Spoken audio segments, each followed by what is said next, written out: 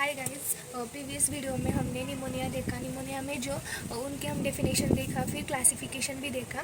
उस क्लासिफिकेशन में जो फर्स्ट टाइप था, जो एनाटॉमिकल क्लासिफिकेशन, उसमें हमने लोबार निमोनिया देखा। उस लोबार निमोनिया आज हम डिस्कस करेंगे। लोबार निमोनिया क्या है, आप सबको अब तो पता चला है कि निमोनिया एक रिस्पायरेटरी डिसीज़ है जो लंग को अफेक्ट करता है। लेकिन लंग में पर्टिकुलरली जो लोब को अफेक्ट करेंगे, राइट में 3 लोब और लेफ्ट में 2 लोब, इनको जो पर्टिकुलरली अफेक्ट करेंगे उनको हम लोबार निमोनिया कहेंगे। क्या है lobar pneumonia? Is an acute bacterial infection. मतलब जो भी निमोनिया है एक इन्फेक्शन होता है जो एक्यूट बैक्टीरियल इन्फेक्शन की वजह से हो रहा है। किन किन को अफेक्ट कर रहा है? Of part of lobe, the entire lobe, even two lobe of one और बोथ द लंग्स। ये लोब के पार्ट को अफेक्ट कर रहा है या फिर बोथ लोब को मतलब राइट साइड के और लेफ्ट साइड के दोनों को अफेक्ट कर रहा है, या फिर कोई एक पर्टिकुलर और को अफेक्ट कर रहा है, और उसको हम क्या कहते हैं? Lobar pneumonia. उसके बाद है the lower lobar affected commonly. अब इसमें सबसे ज़्यादा कहाँ पे अफेक्ट हो रहा है? जो लंग के लोअर लोब है, राइट का लोअर और लेफ्ट का, उनको सबसे ज़्यादा अफेक्ट कर रहे हैं। उसके बाद आता है मार्फोलॉजिकल फीचर्स। उसके बाद मार्फोलॉजिकल फीचर्स में क्या लिखा है? Linux origin description divide lobar pneumonia इन 4 सिक्वेंशियल पैथोलॉजिकल स्टेजेस। अब जो लोबार निमोनिया हो रहा है वो एक दिन की प्रोसेस नहीं है, ये बहुत दिन से शुरू हो रहा है। कम से कम 1 वीक लोबार निमोनिया को लगता है। कौन से स्टेज है जिसमें लोबार निमोनिया बढ़ रहा है अपने बॉडी में? उनका फर्स्ट जो स्टेज है उसको हम कहते हैं स्टेज ऑफ कंजेशन। जो सेकेंड स्टेज है रेड हिपाटाइजेशन, थर्ड स्टेज है ग्रे हिपाटाइजेशन, और फोर्थ है रिसोल्यूशन। अब जो स्टेज ऑफ कंजेशन है ये स्टार्टिंग फेज है जिसमें हमको सिर्फ कोई तकलीफ होने लगेगी। हाँ, अपना जो लंग है वो हेवी होगा। Only normal science can be seen. ये कितने दिन की प्रोसेस है? ये ओनली 1 और 2 डेज की प्रोसेस है। उसको हम इनिशियल फेज भी कहते हैं। उसके बाद है रेड हिपाटाइजेशन, ए अर्ली कंसोलिडेशन प्रोसेस है। वो कितने दिन की है? 2 और 4 डेज की है। उसके बाद है ग्रे हिपाटाइजेशन, ए लेट कंसोलिडेशन की प्रोसेस है। वो कितने दिन की है? 4 और 8 डेज की है। उसके बाद है रिसोल्यूशन। रिसोल्यूशन मतलब क्या? रिकवरी। मतलब अब जो लोबार निमोनिया डिसीज़ हो रहा है उनको जो रिकवर, मतलब उस जो भी इन्फेक्शन हो रहा है उनको किल करके एंड करना है लोबार निमोनिया का। जो लास्ट रिकवर फेज है उसको हम बोलते हैं रिसोल्यूशन। मतलब अब आप बताओ कौन से स्टेज है? 4 है। कौन से? फर्स्ट है स्टेज ऑफ कंजेशन, सेकेंड है रेड हिपाटाइजेशन, ग्रे हिपाटाइजेशन, उसके बाद है recovery, that is resolution. Okay, एक वीक की प्रोसेस है। फर्स्ट स्टेज के लिए 2 दिन, सेकेंड के 4, उसके बाद 8, डबल करके जाना। 4 का डबल 2 का डबल 4 और 4 का डबल 8, और 8 में 1 डबल 16 होता है और 16 होते हैं उनके 1 और 3 वीक्स, ऐसे ध्यान में रखना। उसके बाद फर्स्ट स्टेज, अब लोबार निमोनिया में जो फर्स्ट स्टेज है कौन सा है? Stage of congestion. उसमें क्या हो रहा है पर्टिकुलरली? Stage of congestion. अब हम कोई भी स्टेज लिखेंगे उस स्टेज में कौन से पॉइंट आने चाहिए? Firstly heading stage of congestion, grey hepatitis, जो भी हेडिंग होगी वो लिखेंगे। उसके बाद वो किस वजह से हो रहा है वो लिखेंगे।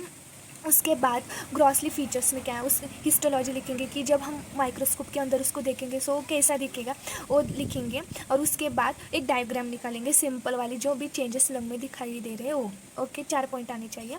फर्स्ट स्टेज कौन सी थी बताओ? Stage of congestion. Okay, stage of congestion में क्या है? Initial phase represent the early acute inflammatory response to bacterial infection. अब आप सबको पता है कि कोई भी कॉज हो रहा है वो जब भी कोई अपने बॉडी में बैक्टीरिया या वायरस एंटर करता है तब भी वो कॉज होता है। फर्स्ट स्टेज क्या होगी? Bacterial entry. स्टार्ट कैसे होता है? स्टार्टर से ही ना। स्टार्ट में लिखने का initial phase represent early acute inflammatory response to bacterial infection. ये कितनी डेज की है? 1 और 2 days, 1 to 2 days. Grossly, the affected lobe is enlarged, heavy, dark, red and congested. Okay, suppose एक एल्वियोला है। नॉर्मल लंग कैसा अपना सब प्रोसेस नॉर्मल होती रहती है, उनमें कोई भी डिफ़िकल्टी नहीं होती। और नॉर्मल लंग अपना कैसा है? नॉर्मल साइज, शेप, कोई इडिमा नहीं, कोई इन्फ्लामेशन नहीं। लेकिन जब कोई बैक्टीरिया अपने बॉडी में या लंग में एंटर करता है जो एल्वियोला है और सपोज एक कैपिलरी है, अपना नॉर्मल एक्सचेंज कैसा होता है, जो CO2 है वो एल्वियोलाई में जाता है, वो एक्सेलेशन के थ्रू बॉडी के बाहर निकल जाता है, लेकिन और CO2 कैसा कैपिलरी में सब बॉडी में सर्कुलेट होता है। लेकिन जब लोबा निमोनिया जैसे कंडीशन, लोबा निमोनिया में क्या होता है, जो भी पस है वो एल्वियोलाई में यहाँ पर और फॉर्म यहाँ पर प्रेजेंट होता है, यहाँ पर फॉर्म होता है, उसकी वजह से जो भी एक्सचेंज हो रहा था, सपोज़ हमको एक जगह से दूसरी जगह में जाना है, लेकिन हम किसका सहारा लें, सपोज एक गाँव है, हम एक गाँव से दूसरे गाँव में जाते हैं, सो कि एक ब्रिज में से या फिर कोई रास्ते से जाते हैं, सपोज़ उस रास्ते या ब्रिज में कोई कांटे या फिर कोई दीवार लगा दी तो हम इससे यहाँ तक नहीं जा सकते। उसी तरह जो एल्वियोलाई में से जो वो भी था, वो कैपिलरी में जाने के लिए रास्ता अगर कोई पस फॉर्म हो गया सो वो नहीं जा पाएगा। उसी तरह जो CO2 था वो कैपिलरी से एल्वियोलाई में नहीं जा सकता, क्योंकि यहाँ पे क्या फॉर्म हो गया है, पस फॉर्म हो गया है। उस पस फॉर्मेशन की वजह से जो लंग है वो लंग कैसा हो जाता है, वो लंग एनलार्ज हो जाता है, हेवी हो जाता है, डार्क हो जाता है और कंजेस्टेड हो जाता है। सो क्या लिखा है, the affected lobe is enlarge, heavy, dark, red and congested. अब ये सब हमको नॉर्मली ही क्या बोलते हैं, ऐसा फील होता है, लेकिन जब हिस्टोलॉजी, जब माइक्रोस्कोप के अंदर कौन कौन से चीज़ें हमको दिखाई देते हैं। So acute inflammatory response to organisms are seen, they are as under first dilation and congestion of capillaries in alveolar wall. ये कैपिलरीज थी, ये कैसे हो जाएंगी, डायलेट हो जाएंगी पूरी तरह से, क्योंकि जो इन्फेक्शन था वो सब तरफ स्प्रेड हो चुका है। और जो सेकंड पॉइंट क्या है, a few red cell in intra alveola fluid, मतलब जो भी ये एल्वियोला फ्लूइड था एल्वियोलर के अंदर, वो कैसे, उनमें क्या प्रेजेंट होंगे, रेड सेल्स प्रेजेंट होंगे। उसके बाद न्यूमेरियस बैक्टीरिया, जिनकी वजह से सब तकलीफ हो गई है, वो भी वहाँ प्रेजेंट होंगी। फिर इधर क्या प्रेजेंट होगा, बैक्टीरिया। ओके, हाँ। अब आप बताओ क्या क्या हमने हिस्टोलॉजी में देखा। हिस्टोलॉजी में हमने फर्स्टली देखा जो भी कैपिलरी थी वो कैपिलरी कैसी हो जाएगी, डायलेट हो जाएगी। ओके, और सेकेंड पॉइंट में क्या बताया, सेकेंड पॉइंट में बताया जो भी एल्वियोलर स्पेस था यहाँ, उसमें क्या प्रेजेंट होगा, रेड सेल्स प्रेजेंट होंगे। उसके बाद जिनकी वजह से कॉज हो गया वो भी प्रेजेंट होंगे, कौन, बैक्टीरिया। ओके, 3 पॉइंट हिस्टोलॉजी में। उसके बाद है डायग्राम। डायग्राम में क्या, अब क्या दिखाने का, सपोज एक लॉन्ग है, लॉन्ग का है लोअर क्यों दिखा है स्पेशली, क्योंकि जो लोबार निमोनिया है स्पेशली लोअर लोब में होता है, इसीलिए लोअर लोब दिखा है।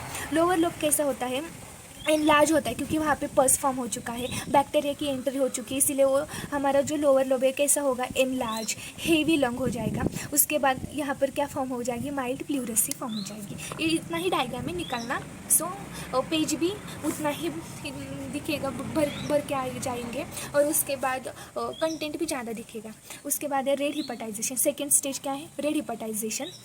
This phase last for 2 to 4 days. कितने दिन की प्रोसेस है, 2 और 4 डेज की है। The term hepatization in pneumonia refer to liver like consistency of the affected lobe on cut section. Hepatization मतलब क्या, लीवर का भाग आता है, और इसमें क्या होता है, जो हमारा लंग, नॉर्मल लंग जो भी ग्रे कलर का है वो लीवर की तरह हो जाता है, लीवर लाइक अपीयरेंस आता है, इसीलिए इस स्टेज को क्या बोला है, रेड हिपेटाइजेशन। मतलब लीवर जैसा, अगर सपोज एक लोअर लोब है अफेक्टेड है, अगर हमने इसका कट सेक्शन लिया ना, इससे हम लीवर जैसा दिखेगा, इसीलिए क्या कहा है, the term hepatization in pneumonia refer to liver like consistency of the affected lobe on cut section. अब grossly, the affected lobe is red, firm and consolidation. The cut section of lobe is airless, red pink, dry granular and have liver-like consistency. अब suppose एक affected lobe है, second stage की second diagram. Okay, इसमें क्या होगा, पहले stage में क्या हुआ था, इनलार्ज हो गया था और हेवी लंग था और माइल्ड प्लूरेसी थी। अब इधर क्या हो गया है, इनलार्ज के साथ साथ क्या हो गया है, रेड एंड फार्म लंग हो गया, क्योंकि फर्स्ट बैक्टीरिया आया था, इनिशियल हो गया, तब लंग ने थोड़ा फर्स्टली थोड़ा सा था इन्फेक्शन, लेकिन इन्फेक्शन जैसा जैसा बढ़ गया वैसे वैसे लंग का कलर चेंज हो गया और वो कैसे दिखने लगा, रेड एंड फार्म लंग, ऐसा रेड जैसा लंग दिखाई देता है, और सेरोफाइब्रिनस प्लूरेसी भी उसमें प्रेजेंट होगी। सो कैसा है हमारा, cut section of lobe is airless, red pink, dry granular and have liver like consistency. Hepatization ही क्यों नाम दिया है, क्योंकि वहाँ लीवर लाइक कंसिस्टेंसी मतलब लीवर जैसा दिखता है जब हम उसका कट लेंगे। सो इसी तरह यहाँ पर रेड हिपेटाइजेशन कहा है, क्योंकि यहाँ पर रेड कलर आता है, ध्यान में रखना, नाम में ही हमको नीचे लिखना है, red like consistency, airless, red, pink, dry, इतना लिख के आओगे तो भी 2-3 लाइन भर जाएंगे। उसके बाद जब हम माइक्रोस्कोप के अंदर देखेंगे सो क्या हो जाएगा, आप बताओ रेड कब होता है? रेड तब भी हो, अब अगर इधर यहाँ पे चोट लगी है सो ये यहाँ पे सपोज एक रेड कलर आ गया। रेड कब आता है? जब वहाँ पे सूजन आएगी। सूजन मतलब इडिमा आएगा। फिर हम हिस्टोलॉजी में वही पॉइंट लिखेंगे अपना, थोड़ा सा मतलब थोड़ा सा नॉलेज जब हमको जख्म होती है तो वो ऑब्जर्व करने का कि प्रोसेस क्या क्या हो रही है, उधर चेंजेस क्या क्या आ रहे हैं। सो हमको खुद ही पेपर लिखने में आ जाएगा, कोई रट्टा नहीं मारने का, सब समझ के लिखने का। सो हिस्टोलॉजी में क्या है? Edema fluid the preceding stage is replace by stand of fibrin, many neutrophil show ingested bacteria. Edema like fluid उसमें प्रेजेंट हो जाएंगे और मेनी न्यूट्रोफिल वहाँ पे जो बैक्टीरिया की साइड पे इंजेस्टेड होंगे। Okay bacteria. उसके बाद ये डायग्राम में दिखाया रेड एंड फार्म लॉन्ग और सेरोफाइब्रोनस प्लूरसी प्रेजेंट, इतना लिखने का। उसके बाद है ग्रे हिपेटाइजेशन। फर्स्ट हो गया stage of congestion, second red hepatization और थर्ड ऑफ कौन सा है? ग्रे हिपेटाइजेशन। ग्रे हिपेटाइजेशन में क्या होता है? This phase last for 4 to 8 days। ये कितने दिन के फेज है? 4 to 8 days। Grossly affected lobe is firm and heavy. अब फर्स्ट स्टेज में हेवी था, सेकेंड स्टेज में और रेड कलर हो गया और थर्ड स्टेज में फार्म और हेवी। उसके साथ और क्या क्या हो सकता है? Dry, granular, grey in appearance with liver like consistency. ये भी हिपेटाइजेशन नाम है, मतलब ये भी लीवर लाइक कंसिस्टेंसी है।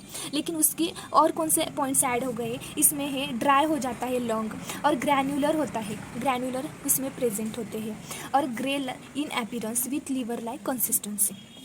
उसके बाद जब हम माइक्रोस्कोप के अंदर देखेंगे वो हमको कैसे दिखेगा? The change the colour from red to grey.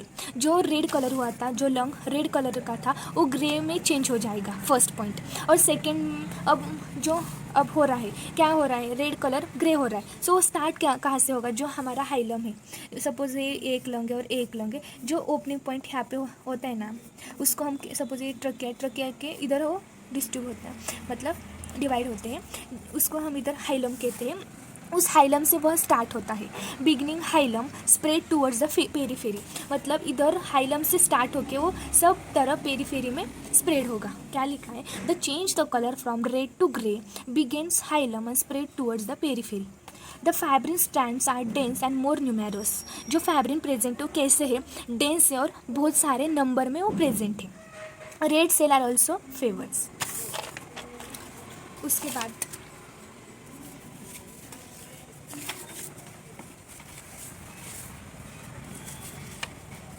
ये ग्रे हिपेटाइजेशन में हमने क्या देखा आप बताओ? Firm and grey lung. उसके बाद क्या प्रेजेंट है? Fibrinous pleurisy. Okay, grey hepatization जो हमने जो ऊपर देखा ना वही डायग्राम में ड्रॉ। अगर आपको कल एग्जाम में फिर आप ओनली डायग्राम देखे गए ना फिर भी आपको सब लिखने आएगा, क्योंकि आपको पता है जो फर्स्ट डायग्राम थी हमारी, हमने उसमें क्या दिखा? Enlarge and heavy. और जो सेकेंड डायग्राम थी रेड एंड फार्म, और जो थर्ड है वो firm and grey. Only difference आपको पता चला ना फिर भी आप लिख के आ सकते हैं। ओके, उसके बाद लास्ट स्टेज है रिकवरी की स्टेज, जिसमें जो भी इन्फेक्शन हुआ है, जो भी लोबार निमोनिया हुआ है, उनकी रिकवरी, मतलब अब उनको एंड करने का पॉइंट आ गया है, resolution. This stage begin at 8 to 9th days if no chemotherapy is administered. मतलब सपोज हमने कोई डॉक्टर को ट्रीटमेंट नहीं दिखाई, कोई थेरेपी नहीं ली, सो एक क्या हो जाएगा? जो भी स्टेज हो रहा है, जो भी इन्फेक्शन हो रहा है वो बढ़ता जाएगा और सीवियर स्टेज भी आ सकता है। इसीलिए इस स्टेज क्या कोई फिक्स पॉइंट है, क्योंकि हमने जल्दी डॉक्टर को दिखाया है सो जल्दी ये क्योर हो जाएगा, लेकिन डॉक्टर को नहीं दिखाएगा तो ये स्टेज ज़्यादा से ज़्यादा दिन तक भी चल सकती है, एज लाइक 1 to 3 वीक्स तक भी चल सकती है। Antibiotic therapy induce resolution on about 3rd days। अगर हमने कोई एंटीबायोटिक थेरेपी ली है तो हमको 3 दिन के अंदर ही ये स्टेज दिखाई भी दे सकती है। कोई थेरेपी नहीं यूज़ की तो वीक तक भी जा सकती है, लेकिन कोई थेरेपी ली या कोई एंटीबायोटिक्स ली तो हमको 3 दिन 3rd days में भी ये स्टेज, क्योंकि रिकवरी हमने अगर जल्दी दिखाया तो जल्दी रिकवर, जल्दी नहीं दिखाया तो सीवियर भी, अपने ऊपर सब डिपेंड है।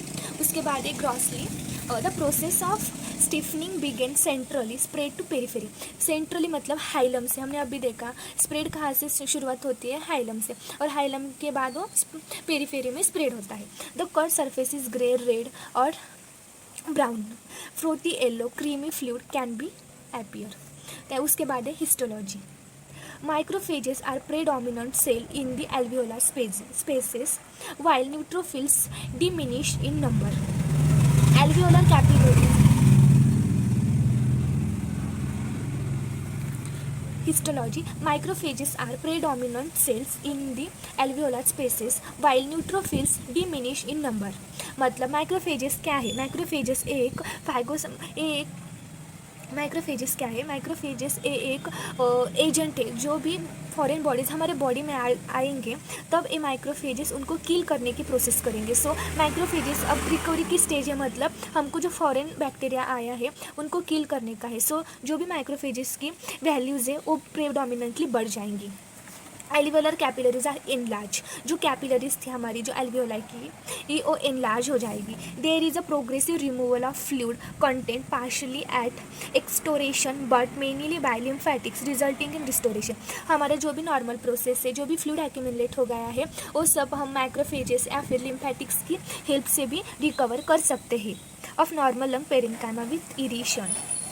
ये देखिए 4th स्टेज में क्या हो जाएगा, ग्रे और रेड लंग और ये रिजॉल्विंग प्लूरसी. मतलब जो भी फ्लूइड एक्यूमुलेट होगा उनको हम लंग के बाहर निकालने की कोशिश करेंगे. किसके थ्रू? एक तो माइक्रोफेजेस के थ्रू या फिर पेरेन्काइमल सेल्स या फिर न्यूट्रोफिल्स. ये सब हेल्प करेंगे जिनकी वजह से जो भी बॉडी में पस फॉर्म हुआ था एल्वियोलर और कैपिलरी के बीच में जो ब्रिज तैयार होता उनको हम क्या करेंगे, निकाल देंगे और उनकी वजह से जो भी नॉर्मल एक्सचेंज हो रहा था वो हो जाएगा और जो भी लोबार निमोनिया हो रहा था वो नॉर्मल हो जाएगा. So thank you guys. अगली वीडियो में हम ब्रोंको निमोनिया देखेंगे. वो एक शॉर्ट टॉपिक है, 5 मार्क्स के लिए पूछेंगे. सो उस वीडियो में हम देखेंगे.